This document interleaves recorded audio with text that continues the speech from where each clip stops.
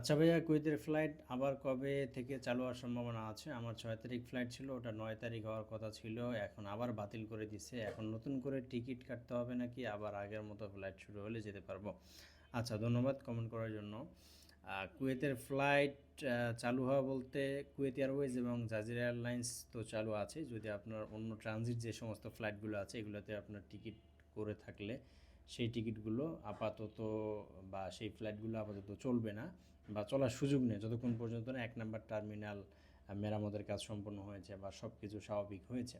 So ওই জন্য যদি আপনার ট্রানজিট ফ্লাইট যদি আপনার টিকিট কাটা থাকে তাহলে সেই টিকিট রিফান্ড করে নিয়ে আপনি টাকা রিফান্ড নিয়ে আপনি আপাতত যদি ইমার্জেন্সি যাওয়া লাগে তাহলে আপনি কুয়েত এয়ারওয়েজ বা জাজিরা এয়ারলাইন্স চুজ করতে পারেন, জাজিরা এয়ারলাইন্সে যেতে পারেন। যেহেতু কুয়েতের 1 নম্বর টার্মিনাল কিন্তু ভালোই ক্ষতিগ্রস্ত হয়েছে, সো মোটামুটি সেটা মেরামত করতে বা সেটা সময় লাগবে, ঠিক আছে, সেরে উঠতে।